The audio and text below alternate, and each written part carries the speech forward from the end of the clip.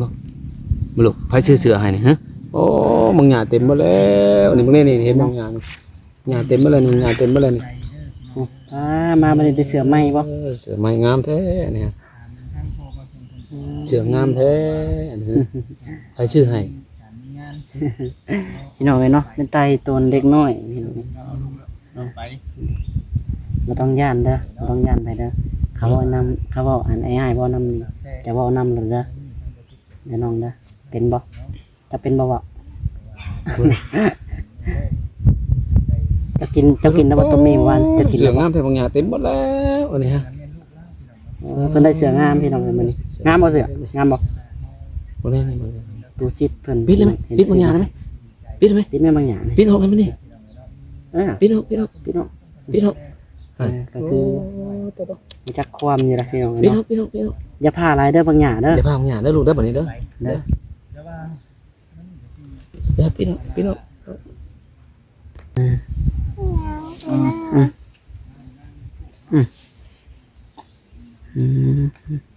แซ่บบ่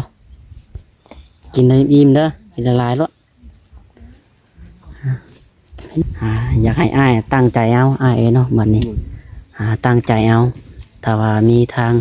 เพิ่นเข้ามาเบิ่งมาช่วยแล้วมาหับเบิ่งหั่นนะอยากให้อ้ายตั้งใจแล้วก็บ่ให้เฮ็ดแนวผิดหั่นนะอันใดที่มันดีๆก็ตั้งใจเฮ็ดเอาเนาะแล้วก็อันมาขออาศัยอยู่น้ำเพิ่นสู่ข้าวบ่หรือว่าแบบใดอยู่นี่ ขายเพื่อนสุขาว เวลาแลเวกแล้วงานทางนี้แล้วก็สิย้ายอยู่บ่ได้บาดนี่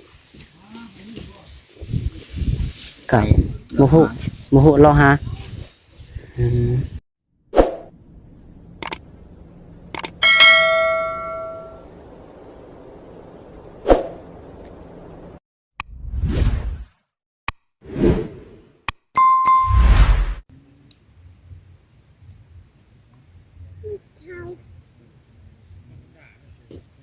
พี่น้องเนาะ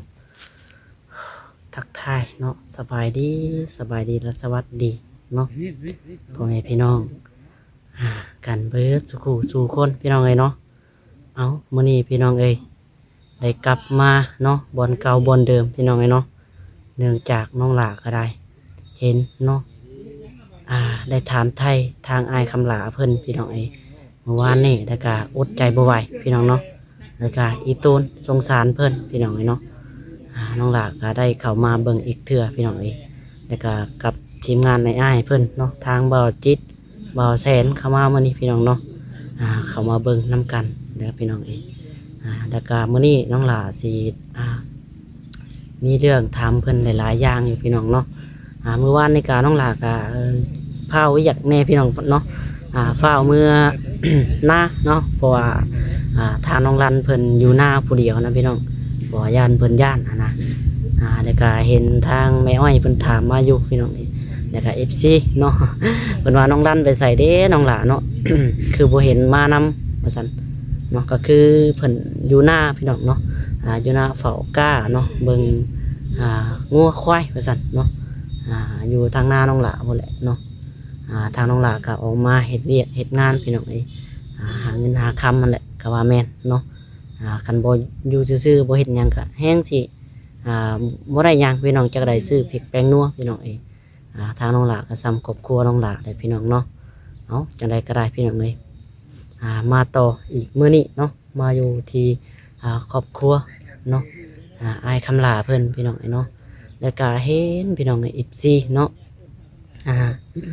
เห็น FC พี่น้องนะคอมเมนต์เข้ามาตามส่องอ้ายอยู่พี่น้องเนาะเห็นหลายๆคอมเมนต์อยู่พี่น้องน้ำน้องหลาก็มีอยู่เนาะเพิ่นว่าเนาะเพราะว่ามันเกินเรือเชื่อได้พี่น้องเนาะบ่คิดว่าสิมีคนนอนนะอยู่ในหางเพื่องแบบสี่แล้วก็นอนอยู่ตามโพนตามพุ่มไม้ว่าซั่นเนาะจักงูเขี้ยวปลอมพี่น้องเนาะบางคนเพิ่นก็บ่เชื่อเพิ่นว่าทางทีมงานนี่พากันสร้างคอนเทนต์บ่พี่น้องเนาะที่แท้จริงก็บ่แม่นพี่น้องเนาะนี่คือเรื่องจริงพี่น้องเนาะทางทีมงานนี่บ่เคยพี่น้องเนาะว่าสิพากันสร้างคอนเทนต์ในเรื่องแบบนี้พี่น้องเนาะ มีแต่ถ่ายความเป็นจริงเบิดพี่น้องเนาะเอาจังใดก็ได้พี่น้องเนาะในเรื่องราวในมื้อนี้เนาะน้องหลาสิชวน FC พี่น้องไปถามไทยให้มันข้างในแล้วก็สิบอกทางอ้ายเพิ่นอีกเทื่อพี่น้องเนาะให้ตั้งใจเอาบัดนี้พี่น้องเนาะให้ตั้งใจทำตัวดีๆเนาะไปจังใดก็ได้พี่น้องเดียวไปเบิ่งบรรยากาศนำกันพี่น้องแล้วก็ถามไทยทางอ้ายเพิ่นอีกเทื่อเนาะมื้อนี้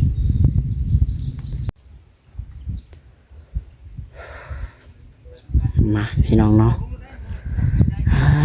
เนาะทางน้องหลากะมากับทางตะรองเพิ่นคือเก่าพี่น้องนี่แหละพอโตเดี๋ยวเข้าไปถามไทยทางเรื่องราวของเพิ่นอีกเทื่อพี่น้องเนาะทางอ้ายคำลาเพิ่นพี่น้องเนาะ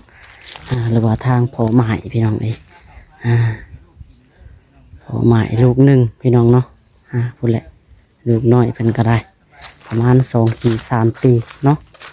เขามาถามอีกเทื่อพี่น้องเอ้ยน้องหลาก็ได้เห็นแล้วอดใจบ่ไหวนะพี่น้องอีต้นสงสารว่าซั่นเนาะเพราะว่าบอนอยู่บอนนอนบอนเศร้าก็ถ้าที่เห็นเลยพี่น้องเนาะเวลาฝนตกฟ้าลมมันโอ้ยจากสิอยู่ก็ได้เนาะอันนี้ก็เพิ่นมา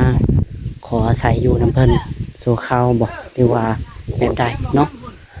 จากว่ามาขออาศัยอยู่น้ำเพิ่นแบบมาเฮ็ดเวียกเฮ็ดงานนี่แล้วอยู่นี่ก็สิได้ย้ายบ่อนใหม่บ่หรือว่าแบบใดพี่น้องเนาะเดี๋ยวมื้อนี้ก็ได้เข้ามาถามทักทายเพิ่นก่อนเนาะกินข้าวไหว้โอ้ได้หยังกินแล้วอันกินเที่ยงมื้อนี้กินไก่เอาสบายดีเนาะไอ้เนาะสบายดีอันทาง FC พี่น้องไอ้เนาะทางเพิ่นกำลังกินข้าวกินน้ำ เอาอันปิ้งไก่ทางง่ายเพิ่นซื้อมาให้บ่ทางทีมงานนั่นแหละพี่น้องซื้อมาฝากเอ้าคือว่าแล้วเพิ่นกินแล้วเนาะให้อ้ายไปกินข้าวก่อนพี่น้องเนาะเดี๋ยวยังถามเพิ่นนี่แหละอาหารกินก็ได้เนาะ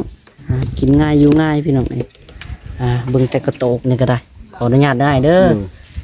แจวเนาะพริกแป้งนัวแจวเนี่ยทางอันป้าวันบ่ตำให้อาศัยอยู่กับลูกพี่น้องเนาะทางอันลูกชายจะกินได้บ่มันไม่ให้จะกินได้บ่ล่ะจะกินได้บ่เขาจะกินแหละ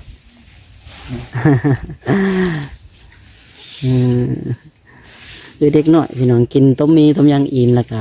ไปแล้วเนาะ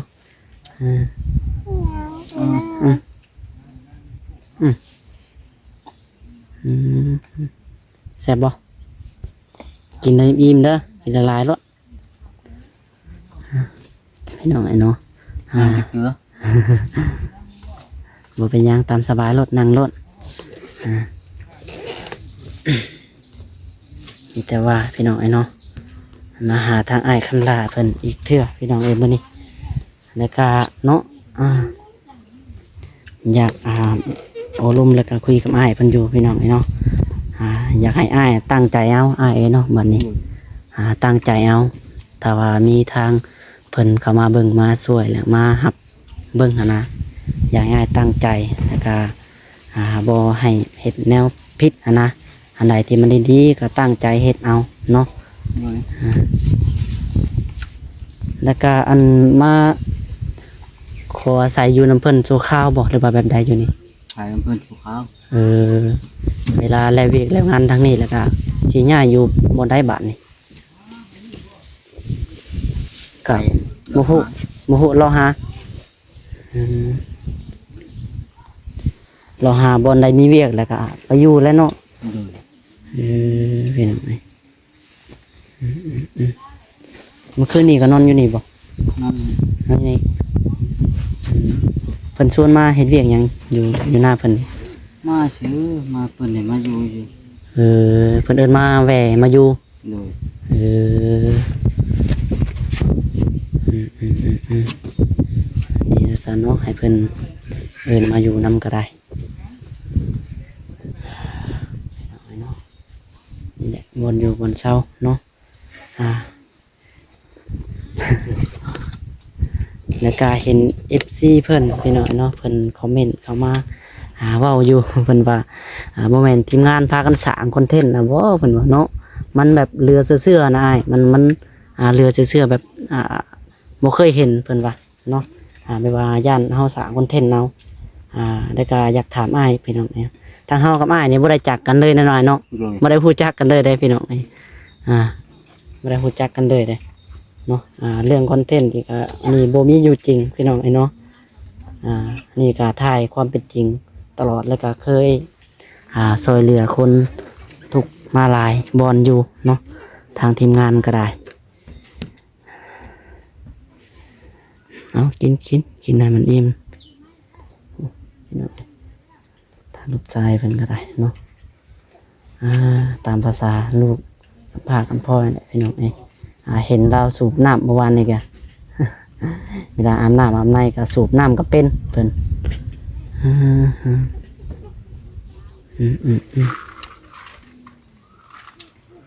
เอาอิ่มแล้วบ่อิ่ม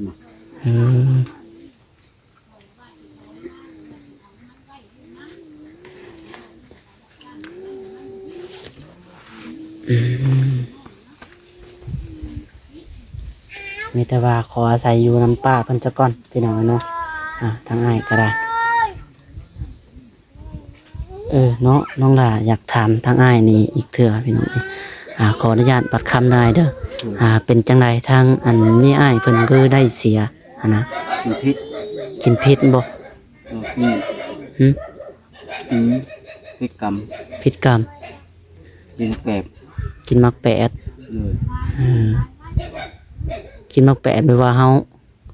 าขั่วเฮาต้มเฮาลวกบ่หรือว่าแบบใดนะแกง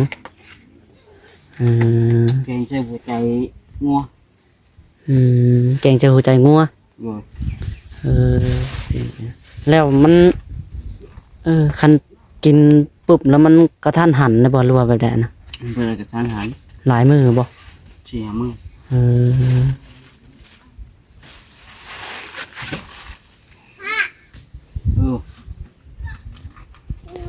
วัน 4-5 มื้อเนาะตอนตะกี้ได้ครับทางแพทย์หมอเพิ่นบ่ได้บอกบ่ว่า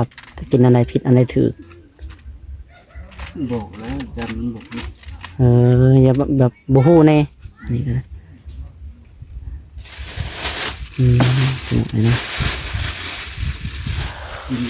ไปเดี๋ยวฮู้ว่ามันผิดเขาอย่ากิ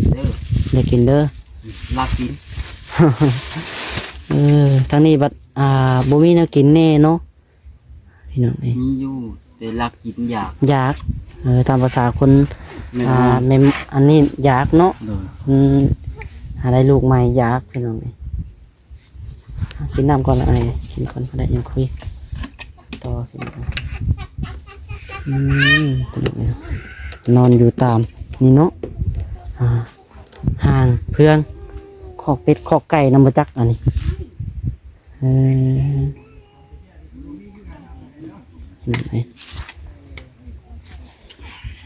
นอนอยู่ตามห่างเพื่อนขอกเป็ดขอกไก่เพิ่นเนาะเพิ่นในอยู่ซ้ำนี่ก็ถือว่าดีใจได้เฮาก็ได้เนาะพอได้หลบส้นหลบฝนหลบส้นฟ้าลมฝนตกพี่น้องซ้ำนี่ก็ถือว่าได้ส้นแน่แล้วหากฝนแห้งๆก็สีบวิดคือกันแหละหายเป็นอะไรหาบนปบคือกันได้เนาะทุกแห้งกับเขาเตียงก็ลี่น้ำเพิ่นได้เนาะขอส้นน้ำเพิ่นเรื่องราวชีวิตของเพิ่นก็เป็นตายตนคันเห็นแล้วก็ค่อยในพี่น้องคือถ้าน้องหลาเองก็ถึงจุดบ่เคยจุดพ่อจุดนี้มาก่อนแต่ก็เคยผ่านความทุกข์มาคือกันแต่กี้ก็โอ้ทุกข์คือกันนี่แหละข้าวตั้งแต่น้อยๆนะไปหาน้ำใหม่น้ำมันมาขายคือกันอันนี้ก็ได้อันนี้ก็พออันนี้เนี่ยพี่น้องนี่จังใดครับเป็นกำลังใจให้อ้ายเด้อเนาะสู้ๆอ้าย ทีมงานในอ้ายแล้วก็ FC ทุกคนเป็นกำลังใจให้อ้ายหลายคนอยู่เพิ่นคอยเบิ่งคอยแย่งอ้ายตลอดไม่แต่ว่าให้อ้ายนะคือน้องบอกอ้ายแหละตั้งใจเอาอ้ายเอ้ยตั้งใจตั้งมุกตั้งใจเอาเฮาบ่ไปทะเลทลายอยู่ตามแบบนี้แหละมีแต่ว่าคันไปเฮ็ดเวียกเฮ็ดงานก็ฝากน้ำเพิ่นนี่แหละลูกก็ได้ฝากให้เพิ่นเบิ่งก็ว่าเนาะเด็กน้อยเนาะคำมันสิอยู่ย่านบ่อยู่ดอก บ่อยู่ก็อยู่ป่าไว้เลย คือช่วงนี้ก็ยังเขาอยู่หน้าแรงอยู่พี่น้องเนาะจักสิหายังไผได้มาให้ดำนาก็บ่มีไผดำเนาะเอามีแต่ว่านี่แหละพี่น้องเนาะตามที่น้องหลาเว้าไปเนาะเฮากับอ้ายเพิ่นก็บ่ได้แม่นรู้จักกันแล้วก็บ่แม่นขอโทษคนเท่นเนาะที่ทีมงานเข้ามาถ่ายก็ได้เนาะนี่คือเรื่องจริงชีวิตจริงพี่น้องเนาะก็ที่ว่า FC เพิ่นบ่เชื่อตัวเห็นอ้ายนี่นอนอยู่แบบนี้นะนอนอยู่ตามโพนตามพุ่มไม้ได้ตอนเพิ่นบ่ได้ดึงเขามาบ่เดินเขามาอยู่นี่ที่ซะอ้ายไปอยู่แบบได้อยู่ ตามท่าตามเทียงพวกตามท่าเลาะไปคำใส่ก็นอนหันเลย เลาะไปคำใส่นอนหั่นเลาะหาอยู่หากินนั่นแหละเนาะ เลย หาผักหาหญ้าพอได้กินไปบรรเทาเพื่อชีวิตเจ้าของแล้วก็เลี้ยงลูก เลย ทางลูกชายเป็นไงแบบไรพี่น้องแบบว่าบ่ดื้อบ่หยังเนาะ ไม่ยัง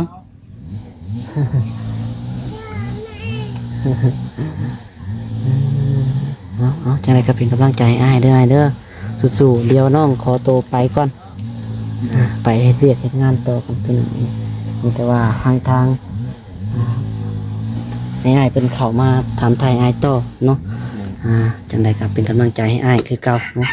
สู้ๆอ้ายเอาสบายดีอ้ายเนาะ พี่น้องเอ้ยนี่แหละพี่น้องเอ้ยเนาะชีวิตคนเฮามันเกิดมามันบ่คือกันนะพี่น้องนี่แหละบนอยู่บนเสาบนที่พักอาศัยก็ได้